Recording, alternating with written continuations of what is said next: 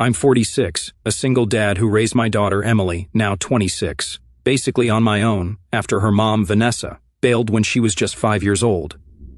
Yeah, Vanessa just straight up left us. There was no big fight, no build-up. One day she said she needed space, and then she was gone. I learned later why she did that, but I won't spill the tea now. You'll find out later in the story. So I was left holding the bag, trying to figure out how to raise a kid on my own. It wasn't easy, but I did it. I worked long hours, made sure Emily had everything she needed, and showed up for all the little and big moments in her life. For 12 years, it was just the two of us. Emily was my whole world, and I like to think I did a decent job. I was there for every scraped knee, every school event, every tough day. Of course, she'd ask about her mom from time to time, especially as she got older. Where is she? Why did she leave? Was it my fault? That last one broke me every time. I'd tell her, no, sweetheart, it wasn't your fault. Your mom loves you, she just needed to go somewhere else. I never badmouthed Vanessa, even though, honestly, I wanted to. I figured Emily would come to her own conclusions when she was older. Fast forward to when Emily turned 17. Out of nowhere, Vanessa reappeared. It was a regular Saturday afternoon. I was outside working on the lawn while Emily was upstairs studying for a history test. The doorbell rang, and I figured it was a neighbor or maybe a delivery. But when I opened the door, there she was, Vanessa. She looked different, all polished up, carrying some expensive purse, and smiling like we were old friends catching up after coffee. "James," she said, all sweet, like nothing had happened. Before I could even process what to say, Emily came downstairs and froze at the sight of her mom. She whispered, "Mom?" Like she wasn't sure if she was dreaming. Vanessa lit up and opened her arms. Emily ran into them, and they hugged like no time had passed. Meanwhile, I just stood there in the doorway, feeling like a damn outsider in my own house. I wish I could say that was the worst of it, but oh no. Vanessa wasn't just back to say hello. She came armed with a whole new story, one where I was the bad guy. As much as I wanted to tell the whole story of how harmful Vanessa was, I kept it to myself because I didn't want to break Emily's heart. Over the next few weeks, she started spending more and more time with Emily. Lunches, shopping trips, you name it. I didn't want to stop them from reconnecting. Emily deserved to know her mom. But Vanessa wasn't just reconnecting. She was rewriting the past. She told Emily she'd left because I was controlling, that I made her life impossible. She claimed she stayed away all those years because she didn't feel safe coming back. And the worst part? Emily started believing her. I mean, she didn't come out and say, "I believe, Mom," but the questions started. Why didn't you ever try to find her, Dad? Why didn't you let her back sooner? Like I'd been holding the door shut all these years. It wasn't just Vanessa, either. She brought along her new husband, Greg. Now, Greg didn't seem like a bad guy. He's one of those overly polite types who smiles a lot and doesn't say much. But Vanessa painted him as some kind of hero, the perfect stepdad who was here to fill in the gaps I'd supposedly left. I could feel the shift in Emily. She started seeing her mom and Greg as this picture-perfect family, while I was just the guy who did the grunt work when they weren't around. One day, Emily hit me with, "Mom said you didn't want her around. Is that true?" I swear, it felt like someone punched me in the chest. I tried to stay calm. "No, Emily, that's not true. Your mom left because she wanted to. I didn't stop her. I didn't even know where she went." She didn't respond, just nodded like she wasn't sure what to believe.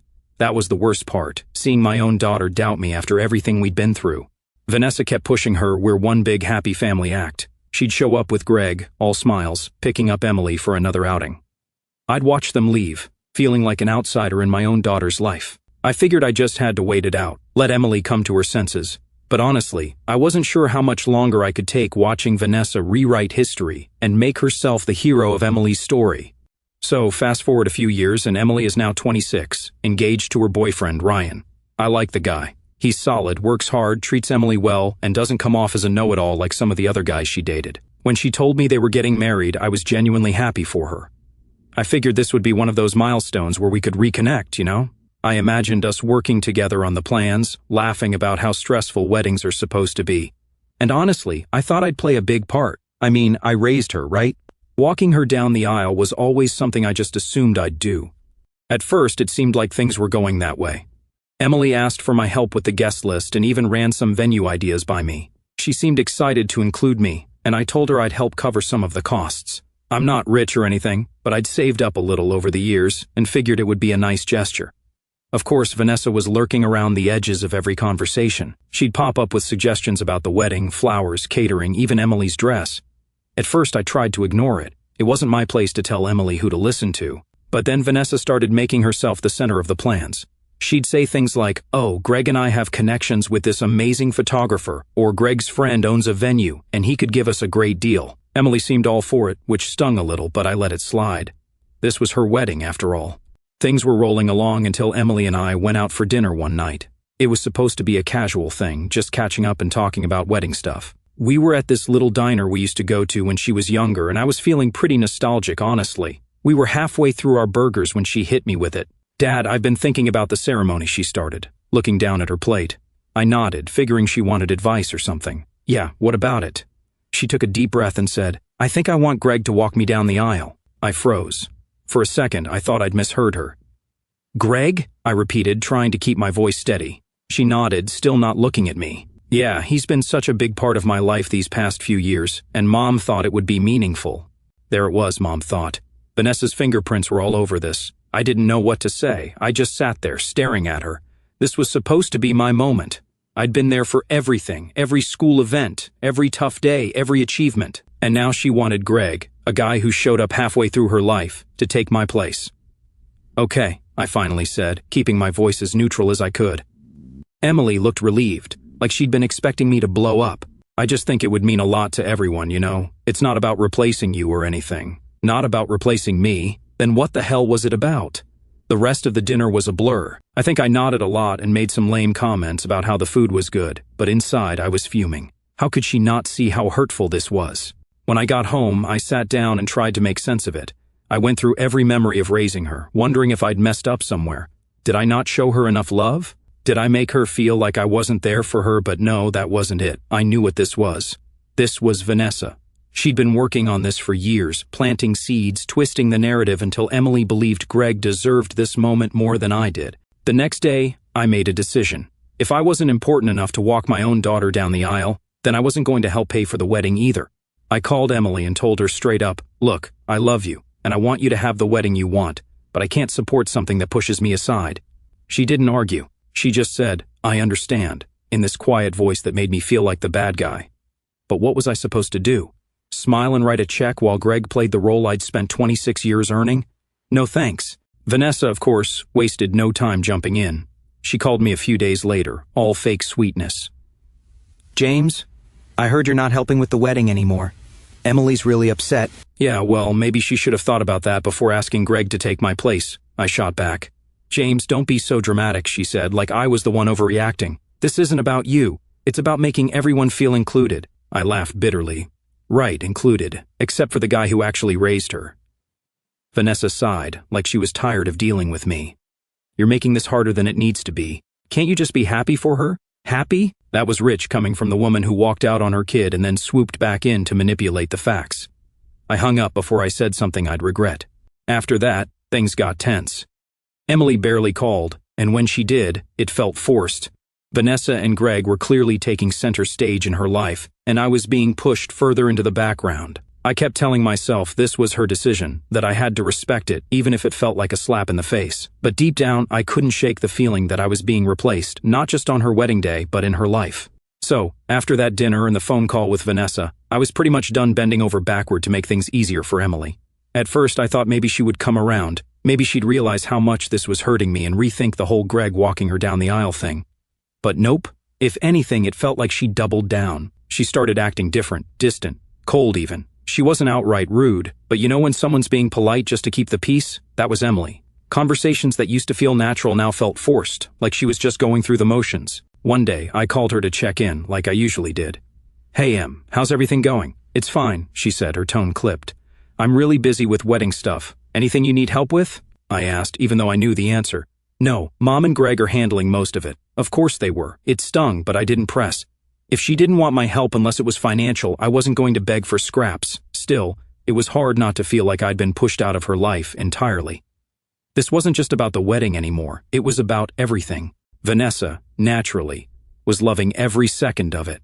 She kept popping up with her little passive-aggressive comments like, "Oh, Greg is so excited to be such an important part of Emily's big day," or "Emily's been leaning on Greg so much lately, it's really brought them closer." I wanted to tell her to shove it, but I knew that would only make things worse. Vanessa had a knack for turning every situation into a pity party for herself. If I snapped, she'd just use it as more fuel to paint me as the unreasonable, bitter ex. The final straw came when I found out Vanessa and Greg had essentially taken over the entire wedding. Emily didn't even bother telling me about some of the big decisions. I only heard about them through my sister Laura, who is still trying to play peacemaker. Emily told me she's having Mom and Greg sit at the head table with her and Ryan, Laura mentioned casually one day. "What about me?" I asked, even though I already knew the answer. She said you'll be at the family table with the other relatives. And if that wasn't enough, Emily started taking things a step further. She told Laura that she didn't think I should even give a speech at the wedding. "It'd be awkward," she said, "since Greg's walking me down the aisle. We don't want it to seem like Dad's overshadowing him." Overshadowing him? Are you kidding me? The guy didn't even show up in her life until she was almost an adult, and now he deserved a moment in the spotlight while I was supposed to sit quietly in the back? It got worse. Laura later mentioned that Vanessa and Emily were talking about leaving my name off the wedding program entirely. No father of the bride, no acknowledgement of my role in her life, just Vanessa and Greg front and center. When I heard that, I knew there was no point in trying anymore. They weren't just sidelining me, they were erasing me completely. If that's what they wanted, fine, but I wasn't going to stick around and let it happen. After everything that happened, I finally hit my breaking point. I wasn't going to sit at that wedding, smile politely, and watch some guy walk my daughter down the aisle while I clapped from the sidelines. Nope, not happening. I spent a couple of days thinking about it, trying to weigh my options. Could I suck it up and go just to avoid the drama? Maybe. But the more I thought about it, the angrier I got. Why should I? I raised Emily. I was there for everything while Vanessa disappeared, and Greg didn't even know she existed. And now I was supposed to sit there and play nice? Nah, I wasn't doing that. So, I made up my mind I wasn't going to the wedding. When I first told Laura, my sister, she wasn't exactly thrilled.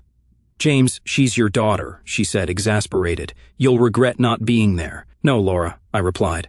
"What I'd regret is sitting there watching Greg do what I should be doing.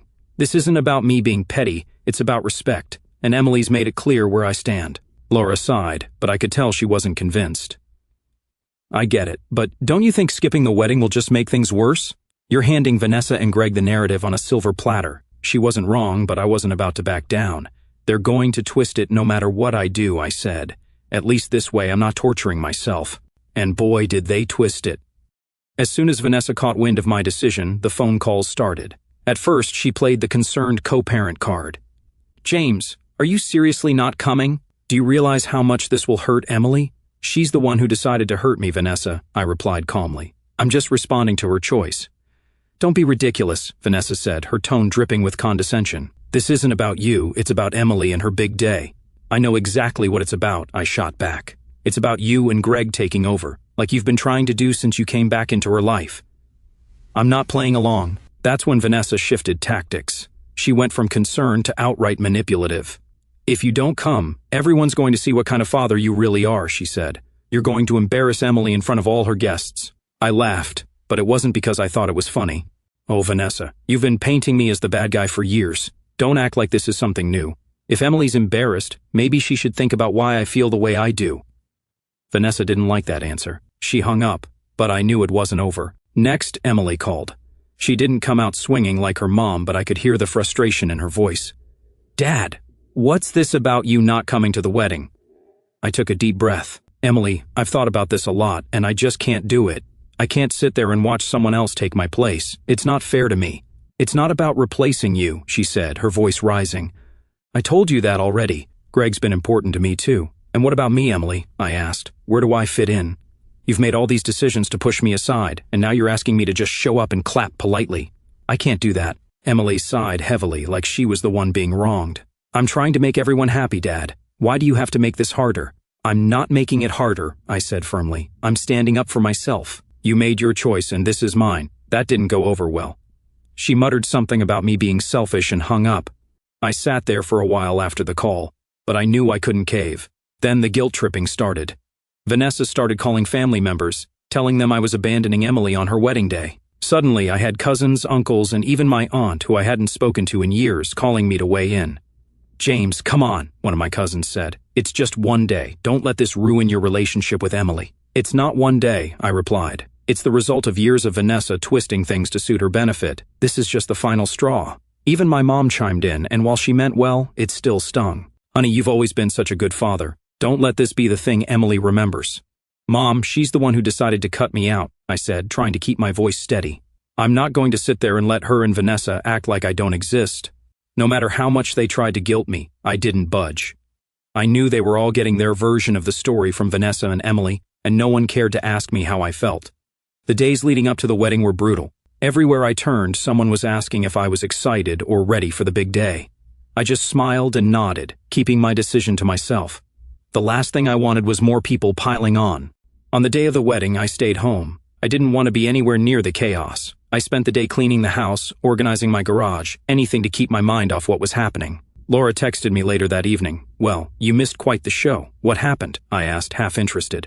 Vanessa gave a speech about how Greg stepped up as a father figure.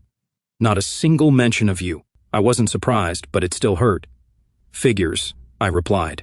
Despite everything, I didn't regret my decision. Sitting at that wedding would have been like rubbing salt in the wound. By staying home, I at least kept my dignity intact. Vanessa and Emily could spin their stories however they wanted, but I knew the truth. Sometimes standing up for yourself means walking away, no matter how much it hurts. After skipping the wedding, I spent a lot of time reflecting on everything. I kept coming back to one question. If Emily was so willing to sideline me in her life now, what did that mean for the future? I realized that if Emily could do this now, then it wasn't a stretch to imagine her continuing to lean into Vanessa's narrative as time went on. What if this was just the start? What if the rest of my life was going to be spent as a footnote in Emily's story while Greg and Vanessa took center stage? I couldn't let that happen. That's when I made the decision to change my will. This was about protecting myself. If she wanted Greg to be the one she saw as her father, then fine, he could take on all the responsibilities that came with that role, even after I was gone. The next morning, I called my attorney and scheduled an appointment. When I got to his office, I told him I wanted to remove Emily as my beneficiary, and instead leave everything to Charity and my sister Laura. My attorney raised an eyebrow but didn't say much. He asked a few questions, probably to make sure I wasn't acting out of pure anger, but I explained my reasoning. She's chosen someone else to fill that role in her life, I said. I'm just making it official. The process was straightforward, but I walked out of that office feeling a strange mix of relief and sadness. On one hand, I felt like I was finally standing up for myself.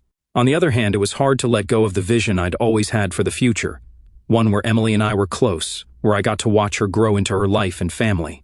I thought this decision would stay private for a long time, maybe even until after I was gone. But somehow, Emily found out within days. My guess is that Laura let it slip, though she swears she didn't. Either way, the phone call I got from Emily was anything but pleasant. "Dad, what the hell is this about you cutting me out of your will?" she said, not even bothering with a hello. I sighed, already bracing myself for the argument. "I think you already know why, Emily." "No, I don't," she snapped. "You're just doing this to punish me, aren't you?" "Not at all," I said calmly. "This isn't about punishment, it's about boundaries. You made your choice, and now I'm making mine." She was quiet for a moment, then said, "You're being ridiculous. You're my father. Just because I included Greg doesn't mean you don't matter to me." "Actions speak louder than words," I replied. "You didn't just include Greg, you chose him. You made it clear who you see as your father in the moments that matter most, and I'm respecting that choice by stepping back." Her voice started to shake, and I could tell she was getting emotional. "So that's it? You're just cutting me off entirely?" "No, let's call it something else," I said firmly. "I'm drawing a line. I've spent years putting you first, Emily, but I won't keep doing it if you don't value what I've done for you." She didn't say much after that. She said something about how unfair I was being and hung up. For the next few days, I kept expecting her to call back and try to talk things through, but the phone stayed silent. Instead, I started hearing from other family members, people who'd clearly gotten Vanessa's version of the story. Vanessa, of course, took the news and ran with it. She called Laura, telling her how cruel I was being and how much this was hurting Emily. She even told a few relatives that I disowned Emily completely. But here's the thing, I didn't care. For the first time in a long time, I felt like I was standing up for myself. I wasn't going to let Vanessa or anyone else dictate how I should feel or what I should do. A week or so later, I got one last call from Emily. This time, she wasn't yelling, but her tone was colder than I'd ever heard before. "I just want to know one thing," she said. "Do you even care about me at all anymore?" I felt my heart sink, but I stayed firm. "Of course I care about you, Emily. I always will. But caring about you doesn't mean letting you treat me like I don't matter. You broke something between you and me that would take ages to fix, if ever." She didn't say much after that. She thanked me for being honest in the most sarcastic tone imaginable and hung up. Cutting ties wasn't easy. For weeks, I kept wondering if I'd done the right thing. But every time I thought about it, I came back to the same conclusion: I had to protect myself. If Emily couldn't see the value in what I'd done for her, then I wasn't going to keep pouring energy into a one-sided relationship. After that, I figured they'd move on with their lives, and I'd move on with mine. But what I didn't expect was for Vanessa's web of lies to start unraveling so quickly, or for it to happen in such a public way. It all started with my sister Laura. She'd been biting her tongue for months, trying to stay neutral, but after seeing how Vanessa and Emily twisted the story, she'd had enough. "James," she told me one afternoon, "I've kept quiet for too long. Vanessa's been running her mouth about you to anyone who'll listen, and it's disgusting. People need to know the truth." "Laura, it's not worth it," I said, not wanting her to get dragged into the drama. "No," she said firmly, "it is worth it. Vanessa's been smearing you for years, and Emily's buying into every word of it. If I don't say something, no one will." I didn't try to stop her. Honestly, part of me wanted the truth to come out. The turning point came at a family gathering at Laura's house. Vanessa wasn't there, thank God, but Emily showed up, and of course, she was all smiles, acting like nothing was wrong. Laura saw her and couldn't hold back anymore. "So, Emily," Laura said, loud enough for the room to hear, "do you really believe all that nonsense your mom's been feeding you about why she left?" Emily froze, clearly caught off guard. "What are you talking about?" "I'm talking about your mom running around telling everyone that James was controlling, and that's why she walked away," Laura said, her voice sharp. "You think that's the truth?" Emily looked uncomfortable. "That's what Mom told me." "Well, she's lying," Laura snapped. "You want to know the real reason your mom left? It wasn't because of your dad. It was because she had an affair and got pregnant. She bailed because she didn't want to face the fallout." The room went dead silent. You could have heard a pin drop. Emily's face turned pale. "That's not true," she said weakly. "It's true," Laura said. "Ask her. Ask Vanessa where she was for the first few years after she left. Ask her about the kid she had and gave up for adoption. Your dad stayed, raised you, and never said a word about it because he didn't want to ruin your image of her. And this is how you repay him?" Emily didn't say anything. She just stood there, her mouth opening and closing like she was trying to come up with a response. I wasn't there for this conversation, but Laura called me later to fill me in. "I'm sorry, James," she said. "I know it wasn't my place to say anything, but I couldn't take it anymore." Emily needed to hear the truth. "Don't apologize," I told her. "It's about time someone said it." The fallout was immediate. Emily confronted Vanessa, and of course Vanessa denied everything at first. But the thing about lies is that they're hard to keep straight, especially when people start asking questions. Apparently, Greg overheard one of these arguments between Vanessa and Emily, and that's when things really started to fall apart. From what I heard, he'd had no idea about Vanessa's past. She'd painted herself as the victim for so long that even he believed her version of the story. Finding out she'd lied about something so big shook him to his core. "You mean to tell me you had an affair and a child and never told me?" Greg reportedly said during one of their blowouts. "It's not like that," Vanessa yelled. "That was years ago. It doesn't matter anymore." "It matters to me," Greg shot back. "You've been lying to me this whole time. How am I supposed to trust you now?" Greg didn't stick around long after that. Word got out pretty quickly that he'd packed his things and left. Vanessa tried to spin it, of course, saying Greg couldn't handle the truth and was abandoning her. But by that point, people were starting to see through her act. Even Emily seemed to be questioning everything. She stopped calling or texting me, but Laura said she was clearly struggling with what she'd learned. "She doesn't know what to believe anymore," Laura told me. Vanessa's lies are unraveling, and Emily's realizing how much of it she bought into. I wish I could say I felt vindicated, but honestly, it just made me sad. I didn't want Emily to suffer. I wanted her to see the truth before things got this messy. But sometimes people have to hit rock bottom before they can start to rebuild. Vanessa, meanwhile, was in full damage control mode. She started reaching out to people, trying to spin the story in her favor, but the more she talked, the worse it got. People who'd once believed her started turning against her, seeing her for the manipulative person she was. It wasn't just family either. Vanessa's friends, people who'd stood by her for years, began distancing themselves. Nobody likes being lied to, and Vanessa had been lying for a long time. Emily hasn't reached out to me since everything went down, but I know she's heard the truth now. Whether or not she believes it is up to her. I'm not holding my breath for an apology or a reconciliation, but I hope she takes some time to really think about everything. I kept to myself for the next few weeks. I thought I was making progress until one day there was a knock at my door. I opened it to find Emily standing there.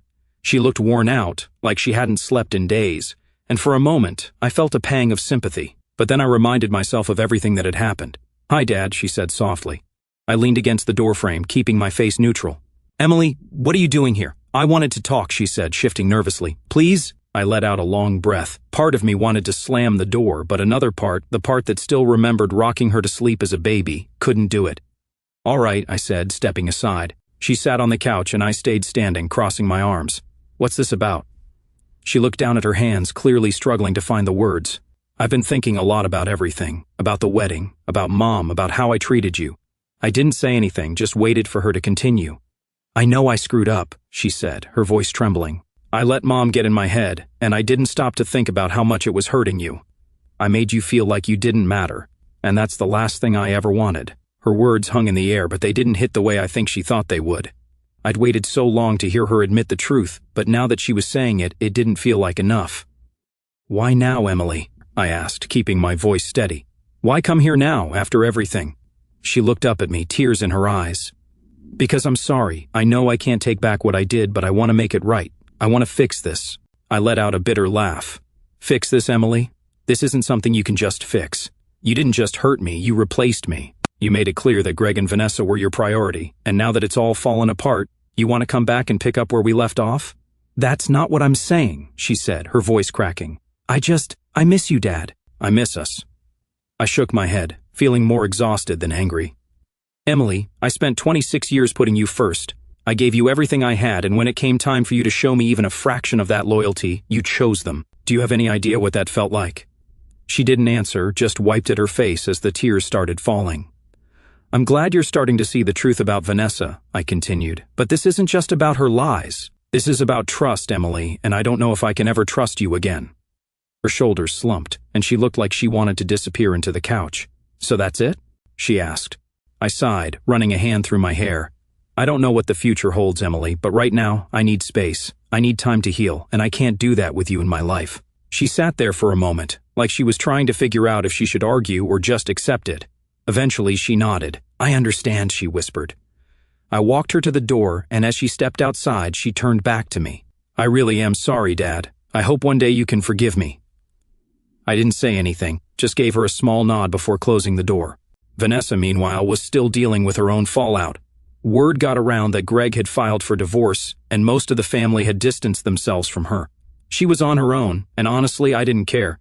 She made her bed. I'm not saying it's been easy. There are still days when I miss the way things used to be with Emily, before Vanessa came back and turned everything upside down. But I've learned that sometimes the best thing you can do for yourself is walk away from the people who hurt you, even if they're family. Maybe one day Emily and I will find a way back to each other, but for now, I'm at peace with my decision. I've spent enough of my life giving to people who didn't value me. It's time to put myself first.